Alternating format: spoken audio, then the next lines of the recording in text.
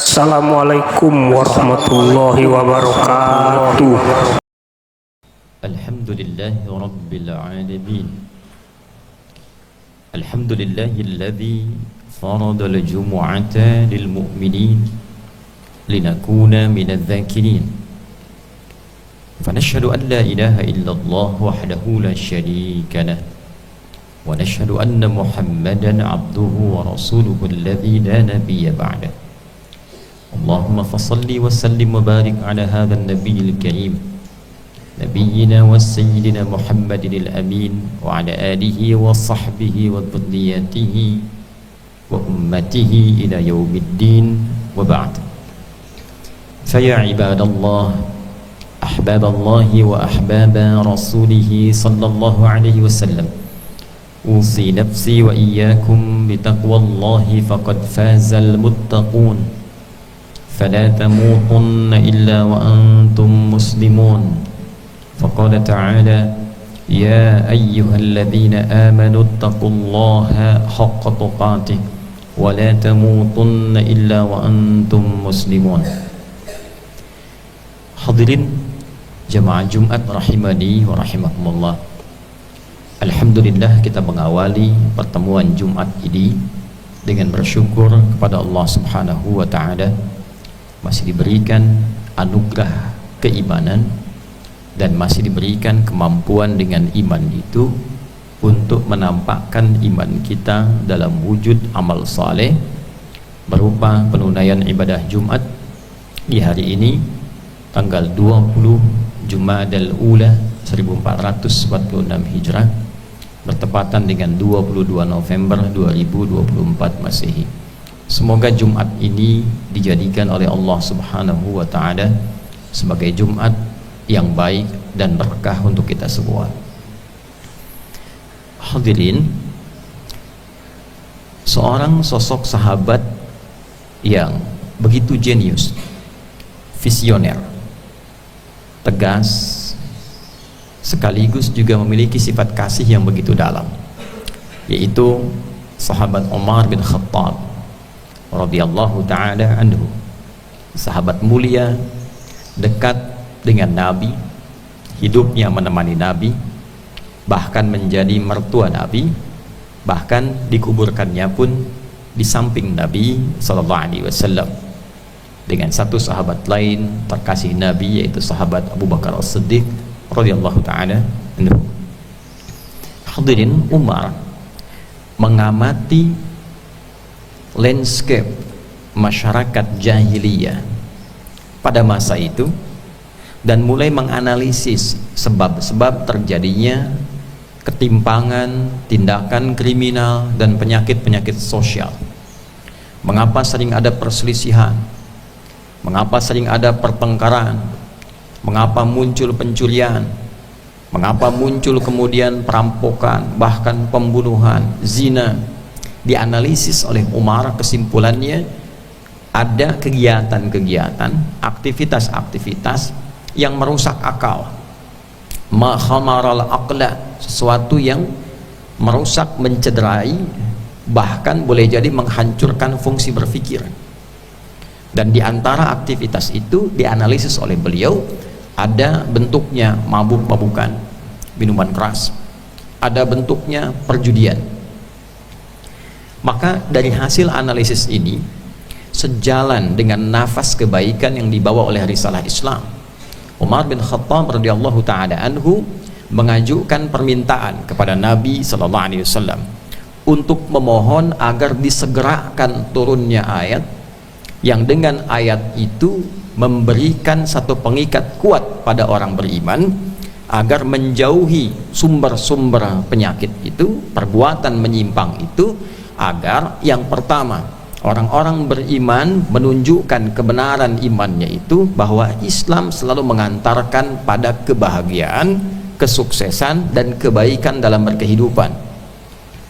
Di saat yang sama juga dengan adanya aturan tegas itu diharapkan kehidupan bermasyarakat menjadi tentram, jauh dari pertengkaran lagi, jauh dari pencurian lagi, tindakan kriminalitas menurun, Dan ini sesungguhnya nafas dari wujudnya syariat Islam, jalan keislaman yang benar, yang memberikan pedoman berkehidupan yang mencerahkan dan berkemajuan.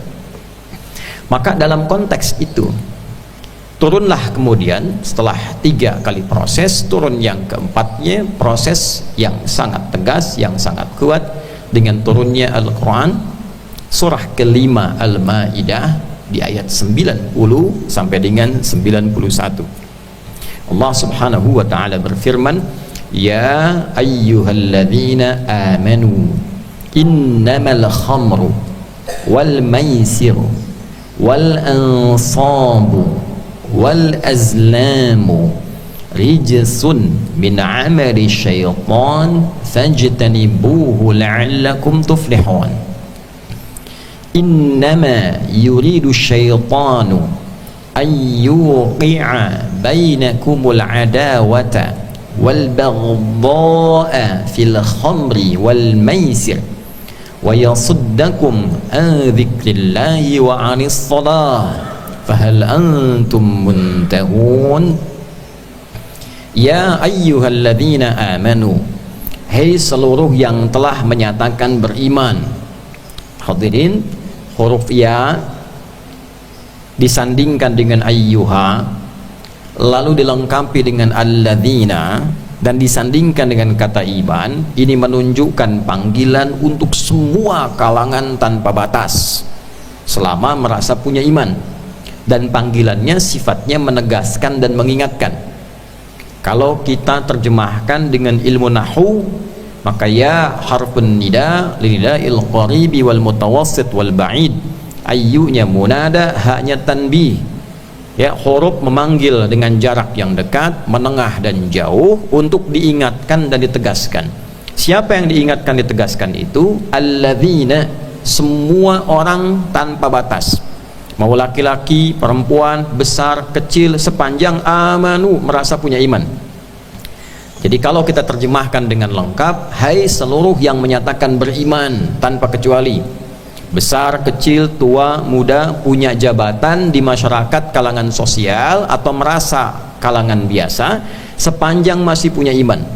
Kata Allah, aku ingatkan, aku tegaskan, innamal khamru wal maisiru wal ansabu wal azlamu, sungguh tanamkan pada hatimu yang paling dalam, yakinkan, jangan pernah ragu bahwa minuman keras itu, mabuk-mabukan itu, sekarang diterjemahkan dengan luas, kullu ma yakhmarul aqla, segala yang merusak akal. Jadi bukan hanya minuman keras, narkotik, ya, ekstasi, sabu-sabu, segala jenisnya, karena fungsinya sama. Wal maisir, judi. Wal ansab, persembahan terhadap berhala. Wal azlam, undian-undian. Rijsun min amali syaitan, itu perbuatan kotor, termasuk yang digemari oleh setan, aktivitas-aktivitas setan yang digemari oleh setan. Fajtanibu, maka sepanjang kalian merasa beriman, iman itu akan mendorong pemiliknya untuk menjauhi perbuatan tersebut. La'allakum tuflihun, kenapa dijauhi? Supaya kalian cenderung sukses dan bahagia. Hadirin, ayat ini memiliki makna yang sangat dalam. Setidaknya pada ayat 90 ini ada 3 arti yang pokok, 3 makna utama. Yang pertama, untuk menegaskan keimanan seorang hamba, sekaligus menunjukkan identitas keberimanannya kepada Allah. Salah satunya ditujukan, sekali lagi, salah satunya ditunjukkan dengan menaati perintah Allah dan menjauhi larangannya. Dalam hal ini salah satu bentuk ketaatan kita kepada Allah sebagai penanda iman. Satu, orang beriman itu tidak mungkin minum minuman keras. Orang beriman itu tidak mungkin terlibat narkotik. Orang beriman itu tidak mungkin ikut-ikutan judi dengan segala bentuknya, apakah offline, apakah online. Jadi tidak akan pernah terlibat orang beriman sepanjang punya iman ikutan judi atau persembahan atau ikut undi-undian. Nah, ini pemahaman yang pertama. Jadi kalau ada orang beriman dalam konteks ini terlibat dalam judi misalnya, terlebih dalam sekarang eranya serba online, pesan makanan online, terhubung online, sekarang kita menginginkan komunikasi online, meeting online, sehingga maksiat pun online. Sekarang mencuri online, menipu online, judinya pun online. Nah, sepanjang kita merasa punya iman, sepanjang iman ada dalam diri kita, mau laki-laki mau perempuan, iman itu akan menuntun pemiliknya tidak akan pernah terlibat dalam judi online. Itu dasar yang pertama. Jadi kalau ada orang mengatakan saya beriman dan masuk dalam perangkap judi itu, maka ini menunjukkan ada yang kurang optimal dalam keimanannya, ada yang lemah dalam imannya, ada yang perlu dikoreksi, ada yang perlu dievaluasi. Ini standar pertama ketika ayat Al-Quran dibuka dengan iman. Demikian standarnya. Iman disandingkan dengan salat. Alladzina yu'minuna bil ghaibi wa yuqimunas shalah. Itu yang ma'ruf. Semangat salat, kuat imannya. Lemah salatnya, malas salatnya, lemah imannya. An-nahyu 'anil munkar, dilarang judi, mau offline mau online. Ketika kita tinggalkan, ini menunjukkan iman berfungsi. Ketika ada yang melakukan, ini menunjukkan iman lemah. Yang kedua, rijsun min amali syaitan. Ini sudah viral di dalam Al-Quran, termasuk extraordinary crime, kriminalitas yang paling berbahaya, karena memang hobinya setan itu hobinya. Jadi disifati oleh Al-Quran dengan perbuatan setan, ingin memberikan petunjuk kepada kita yang menyadarkan bahwa ini tingkat diantara yang paling bahaya. Ya, mohon maaf kalau ada orang marah semarah-marahnya untuk menunjukkan satu perbuatan yang kotor, dia berkata kan, fulan kau gitu, ya.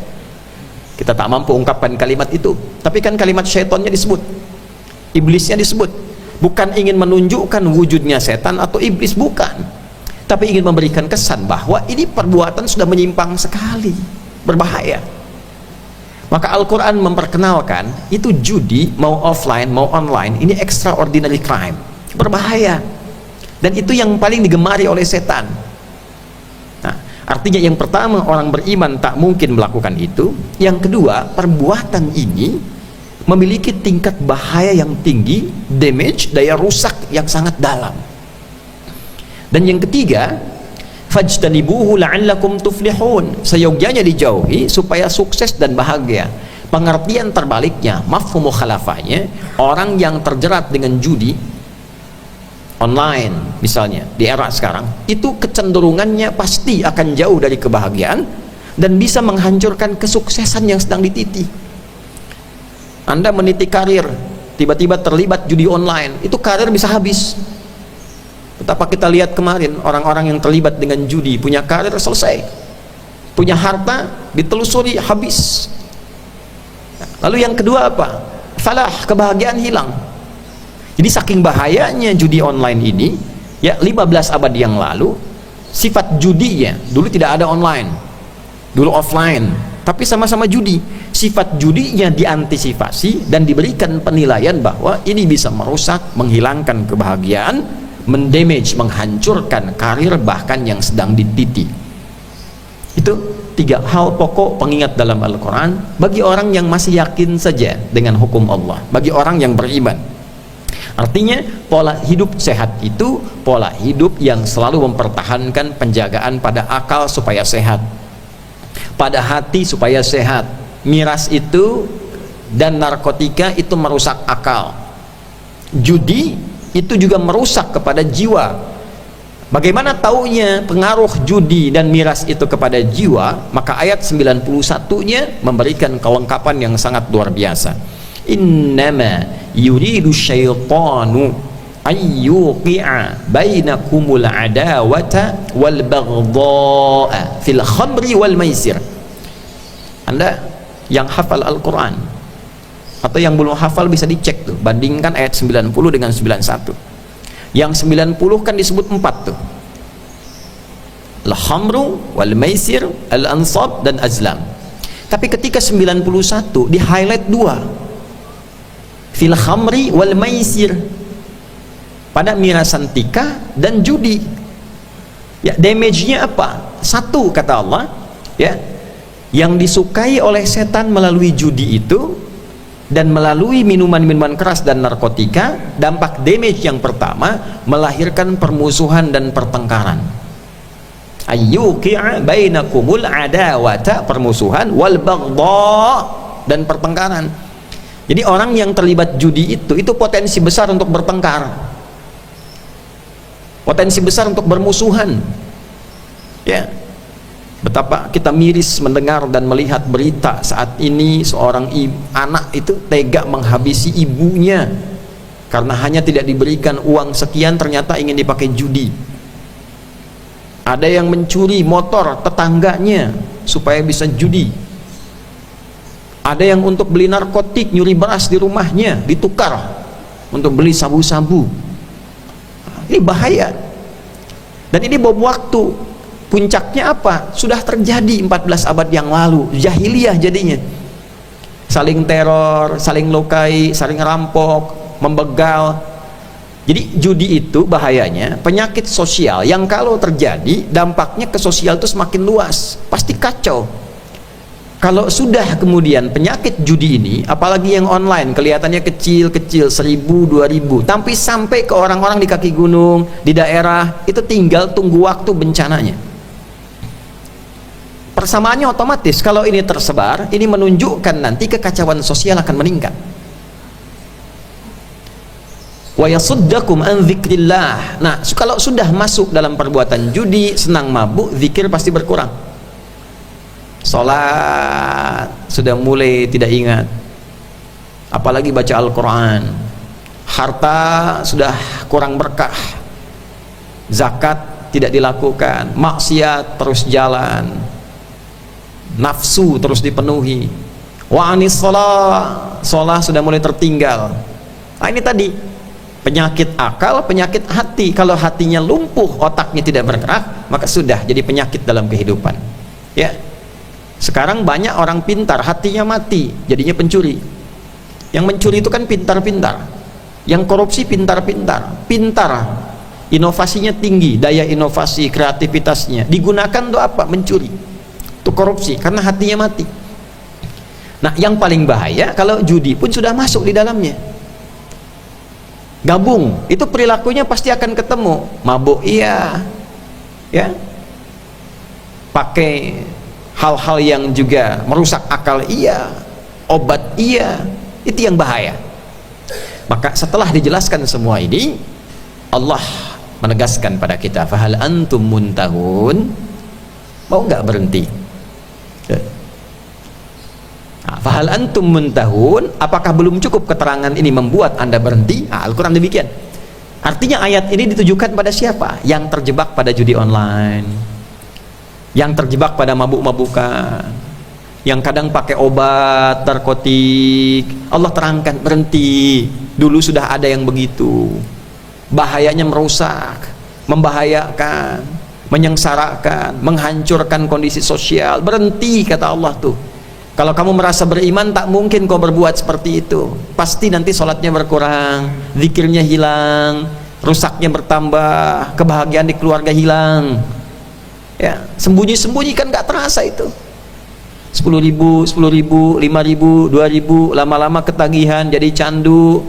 Ya, kas rumah tangga habis, biaya untuk anak sekolah diserap ke situ, lama-lama hilang. Bahagia tidak ada, rumah tangga rusak, karir pun hilang. Fahal antum muntahun, maka belum cukuplah semua ini membuat anda berhenti. Nah, pada yang pemakai, pelaku saja diminta oleh Quran dengan tegas berhenti, apalagi kita yang tidak bersentuhan dengan itu, jangan coba-coba masuk. Itulah sebabnya kenapa dibuka dengan iman. Jumatan dibuka dengan iman. Ya ayyuhalladzina amanu, larangan judi mau offline mau online dibuka dengan iman juga. Ya ayyuhalladzina amanu. Maka Jumat ini pembekalan yang sangat efektif men-charge iman kita lagi. Masih punya iman tidak?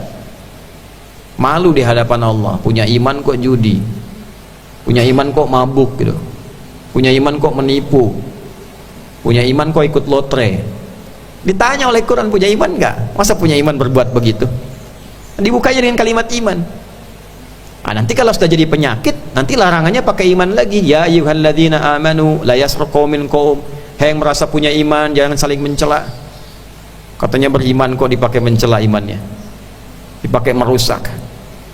Nah, itulah hadirin sekalian, apa yang Al-Quran sampaikan selalu akan berkesesuaian dengan kondisi yang kita hadapi di setiap era, di setiap masa. Ini menunjukkan bahwa Al-Quran itu betul-betul kalamullah, firman Allah, bukan ciptaan Nabi, bukan makhluk.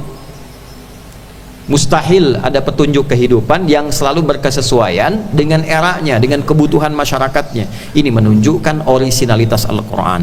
Al-Quran firman Allah, pedoman berkehidupan, dan bersyukurlah kita bahwa Al-Quran adalah kitab suci kita, agama kita Islam. Ini menunjukkan juga kebenaran Islam karena seluruh pedoman berkehidupannya selaras dengan kebutuhan kita dan menjaga kita agar selalu dalam keadaan baik dalam berkehidupan. Barakallahu li wa lakum fil Qur'anil azim wa nafa'ani wa iyyakum bima fihi minal ayati wa dzikril hakim wa taqabbala minni wa minkum tilawatahu innahu huwas sami'ul alim. Ud'ullaha yastajib lana wa lakum jami'an.